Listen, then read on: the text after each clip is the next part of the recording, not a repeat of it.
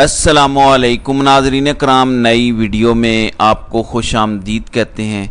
ताकतवर मुकम्मल तौर पे होश खो बैठे हैं, हुकूमत पागल हो चुकी है। एक बात मुसलसल मैं अपनी वीडियोस में कहता आ रहा हूँ कि सिस्टम अपनी आखिरी सांसें ले रहा है। पूरा सिस्टम इमरान खान से हार चुका है। अब इस सिस्टम के पास कुछ नहीं बचा हुआ, या इस सिस्टम को लपेट दिया जाए या ये हुकूमत घर जाए, या फिर इस हुकूमत को सियासी शहीद बनने का मौका मिले।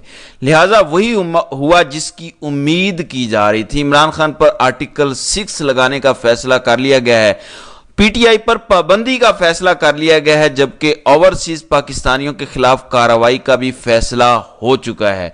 पाकिस्तान के अंदर मार धाड़, पकड़ दकड़ और सारा कुछ जो एक चल रहा है सिलसिला, उसमें मजीद इजाफा करने का फैसला कर लिया गया है, जबकि सुप्रीम कोर्ट पर धावा बोलने का फैसला हो चुका है। मखसूस नशिस्तें वाले फैसले को चैलेंज करने का भी ऐलान हो चुका है। लिहाजा आज ताकतवरों की जानिब से, एस्टेब्लिशमेंट की जानिब से, हुकूमत की जानिब से बड़े फैसले कर लिए गए हैं। बज़ाहिर ये लगता है कि मुकम्मल तौर पर ये घबरा चुके हैं, अब कोई रास्ता बचा ही नहीं हुआ, तो अब ये सब कुछ करने जा रहे हैं। लेकिन इससे पहले आज जो पहला ताकतवरों को झटका लग चुका है, सनम जावेद केस की मैंने पिछले व्लॉग में भी बात की थी कि सनम जावेद के खिलाफ जब ना नैब ने मुकदमा बनाया, ना एफआईए ने बनाया, इस्लामाबाद की पुलिस ने भी हाथ खड़े कर दिए, तो उसके बाद बलोचिस्तान के एक मुकदमे में उनको नामजद किया गया। कहा गया कि थाना बिजली रोड बलोचिस्तान में 9 मई का एक मुकदमा दर्ज है, जहां पे एक शहरी कत्ल भी हुआ था। वहां पे कुछ नामालूम लोगों को नामजद किया गया था मुकदमे में। वैसे तो सनम जावेद का उस मुकदमे में नाम नहीं है, लिहाजा सनम जावेद को बलोचिस्तान पुलिस के हवाले किया जाए। उसके लिए हमें राहदारी रिमांड चाहिए और उसके लिए मुरीद अब्बास जज के पास सनम जावेद को पेश किया गया। जबकि इतने में मैंने बताया था कि इस्लामाबाद हाई कोर्ट से भी रुजू कर लिया गया है। पीटीआई के लोग भी और सनम जावेद के वालिद भी इस्लामाबाद हाई कोर्ट पहुंचे हुए हैं। आमिर फारूक आज छुट्टी पर थे। सनम जावेद के वालिद जस्टिस मोहसिन अख्तर कियानी की अदालत में गए। बहरहाल जैसे तैसे करके सारा प्रोसेस शुरू हुआ और यह मुकदमा आज ही की डेट में अर्जेंटली फिक्स हो गया था जस्टिस मियां गुल हसन औरंगजेब के सामने। एक तरफ प्रोसिक्यूटर अदनान दलाइल दे रहे हैं उधर जज मुरीद अब्बास के सामने कि क्यों सनम जावेद को बलोचिस्तान पुलिस के हवाले करना जरूरी है, जबकि इतने में इधर से जस्टिस मियां गुल हसन औरंगजेब का फैसला आ चुका है कि खबरदार, आप इस सनम जावेद को इस्लामाबाद से बाहर नहीं ले जा सकते। 5 बजे से पहले पहले सनम जावेद खान को इस्लामाबाद हाई कोर्ट में पेश किया जाए। लिहाजा वो जो कल से कोशिश हो रही थी और पूरा सिस्टम इस बात से डरा बैठा था कि इस्लामाबाद हाई कोर्ट कहीं कोई एक्शन ना ले ले, वही हो चुका है और अब किसी के हाथ कुछ नहीं आने जा रहा। इस्लामाबाद हाई कोर्ट से सरप्राइज आ चुका है। फिर अता तारड़ ने आज प्रेस कॉन्फ्रेंस की, उसमें उन्होंने कहा कि हम आरिफ अलवी, उस वक्त के सदर, उस वक्त के वजीर आजम इमरान खान और उस वक्त के डिप्टी स्पीकर कौमी असम्बली कासिम सूरी पर आर्टिकल 6 लगाने जा रहे हैं, क्योंकि इन्होंने असम्बली तोड़ी थी। हमने तारीख को दुरुस्त करना है, हमने आइन तोड़ने वालों को सजा देनी है।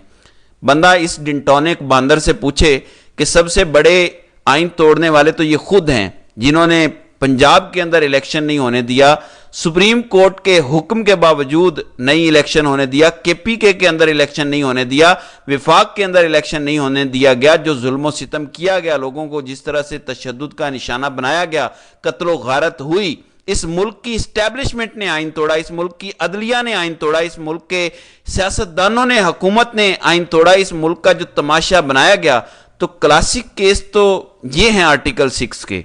इलेक्शन कमीशन है जिसने इलेक्शन के ऊपर इतना बड़ा भंड मारा और 15-16 सीटें जीतने वालों को वजीर आजम बना दिया और हुकूमत दे दी। लिहाजा फांसी के तख्ते पर लटकाए जाने के तो ये हकदार हैं। बहरहाल ये जो एक होता है ना कि आप घबरा जाते हैं, आपके पास कुछ होता नहीं है, मैंने कहा ना कि ये सिस्टम खत्म हो चुका है, सिस्टम अपनी आखिरी सांसें ले रहा है। इसलिए तो चाबी वाले खिलौनों को इस्लामाबाद लाया गया कि आए, आपका हलाल धरना है, आप आकर धरना दें, कोई पकड़ दकड़ नहीं होगी, कोई कुछ नहीं होगा। उनकी सहूलतकारी की गई, वो बैठे हुए हैं और इस वक्त अदलिया को प्रेशराइज करने के लिए ये सारा कुछ हो रहा है। अब इसके अलावा पीटीआई पर पाबंदी کا سوال یہ بنتا ہے کہ جو آپ کہہ رہے ہیں کہ ناقابل تردید شواہد ہمارے پاس 9 مئی کے حوالے سے موجود ہیں، وہ تو عدالتوں سے اڑ چکے ہیں۔ 9 مئی کے بے شمار مقدمات تو چھوٹی عدالتوں سے ہی اڑ چکے ہیں، وہ تو نہیں ٹک سکے جو ناقابل تردید شواہد تھے آپ کے۔ کیا ان ناقابل تردید شواہد کی بنیاد پر supreme court of Pakistan P T I پر پابندی لگا دے گی؟ یہ ممکن ہی نہیں ہے۔ یہ ساری گھبراہٹ ہے کہ پی ٹی آئی اسمبلی کے اندر واپس آ رہی ہے، پی ٹی آئی کے ایم این ایز آ رہے ہیں، اکثریت کے ساتھ آ رہے ہیں، تو کسی طرح ان کا رستہ روکا جائے۔ اب سپریم کورٹ تو ایسا نہیں کرے گی، جب سپریم کورٹ سے ایسا ان کے حق میں فیصلہ نہیں آئے گا پی ٹی آئی پر پابندی لگانے کا، تو پھر وہ ایک محاذ کھلے گا کہ دیکھیں عدلیہ عمران خان کی فین ہے، ججز کو عمران خان پر کرش ہے، ججز کی بیگمات کو عمران خان پر کرش ہے، لہٰذا بیگمات جیت گئیں۔ تو ایک آپ کے پاس کمپین آ جائے گی کہ آپ کسی طرح سے دبا سکیں، ادروائز 9 مئی میں ہے کیا؟ اگر اتنے بڑے شواہد ہوتے تو آج تک پتہ نہیں کتنی سزائے موت ہو چکی ہوتی اس ملک کے اندر۔ تو وہ چھوٹی عدالتوں کے اندر مقدمات نہیں ٹک سکے، اور پھر جو کہہ رہے ہیں کہ مخصوص نشستوں کے حوالے سے ہم چیلنج کرنے جا رہے ہیں، تو چیلنج کر کے دیکھ لیں۔ یعنی اتنا بڑا فیصلہ 13 جس میں سے 8 نے سیٹوں کی حمایت کی، اور 13 میں سے 11 نے کہا کہ پی ٹی آئی کو سیٹیں ملنی چاہیے، جس میں قاضی فائز عیسیٰ بھی شامل ہیں۔ اب ریویو آپ فائل کریں گے، ریویو کی کوئی اتنی بڑی حیثیت نہیں ہے۔ چلیں اگر آپ 13 رکنی سے اٹھا کر آپ فل کورٹ دوبارہ بٹھاتے ہیں، تمام ججز بٹھاتے ہیں، تو بھی آپ کو کچھ بھی نہیں ملنے جا رہا، بلکہ اب تو 8 فروری والا الیکشن بھی سپریم کورٹ میں لگنے جا رہا ہے۔ لہٰذا یہ جو گھبرا کر فیصلہ کیا گیا ہے کہ اوورسیز پاکستانی جو پاکستان سے باہر بیٹھے ہیں ان کے پاسپورٹ بلاک کیے جائیں، ان کے شناختی کارڈ بلاک کیے جائیں، تو یہ ساری گھبراہٹ ہے۔ میاں نواز شریف نے مری کے اندر بیٹھ کے فیصلے کیے ہیں کہ ہم نے لڑنا ہے، اب ہم نے پیچھے نہیں ہٹنا، اب ہم نے کشتیاں جلا دینی ہیں۔ اور میں آپ کو بتا چکا ہوں کہ اسٹیبلشمنٹ والوں کی اب بس ہو چکی ہے، وہ بھی گھبرا کے اپنے پاؤں پر آپ کلہاڑی مارنا چاہتے ہیں، صرف یہ کہ پاکستان انتشار کی طرف جائے، پاکستان ایمرجنسی کی طرف جائے، پاکستان مارشل لا کی طرف جائے۔ صرف اب آخری کوشش یہ ہو رہی ہے، اس کے علاوہ کچھ نہیں ہے۔ کہا جا رہا ہے کہ سپریم کورٹ کے ججز سوشل میڈیا کے زیر اثر ہیں، اس کے اثر و رسوخ میں ہے، لہٰذا سوشل میڈیا کی وجہ سے وہ عمران خان کے حق میں فیصلے دیتے ہیں۔ اور کہا گیا عمران خان اب چیئرمین نیب کو ٹارگٹ کر رہے ہیں، جو عمران خان نے کہا کہ طوائف تو جسم بیچتی ہے، chairman NAB general Nazir but تو اپنا ضمیر ہی بیچ چکا ہے۔ عمران خان نے یہ بھی کہا کہ آرمی چیف کو کہ میری بیوی نے اسے ہٹانے کی سفارش نہیں کی، اس لیے میری بیوی کے خلاف مقدمات غلط ہیں۔ لہٰذا اب غصہ اپنی پیک پہ پہنچا ہوا ہے۔ اس لیے میں نے جو کہا کہ یہ جو چابی والے کھلونے اسلام آباد لانگ مارچ لے کر آئے ہیں، جو دھرنا دیا ہوا ہے، یہ ایسے ہی نہیں ہے، بلکہ اگلے آنے والے دنوں میں کچھ بڑا ہونے جا رہا ہے۔ لہٰذا معاملات اب اسی طرف جا رہے ہیں۔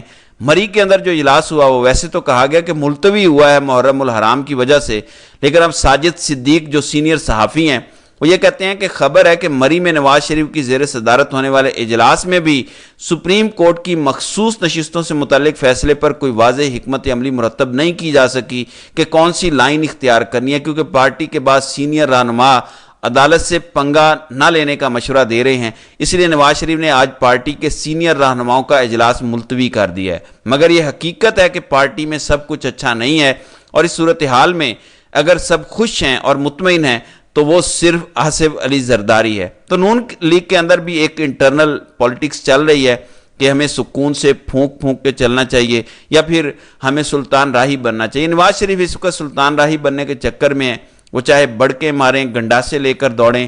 تو نواز شریف اس وقت اس موڈ میں لگتا ہے، لیکن اتنا یہ آسان نہیں ہوگا۔ اس سسٹم کی اس وقت موت ہو چکی ہے، سسٹم کو شکست ہو چکی ہے، اس حکومت کو شکست ہو چکی ہے، یہ آخری سانسوں پہ ہے، یہ آخری بڑکے ہیں، یہ آخری کوششیں جو اس وقت جاری ہیں، اور یہ آنے والے دنوں میں ابھی کھیل مزید دلچسپ ہوگا۔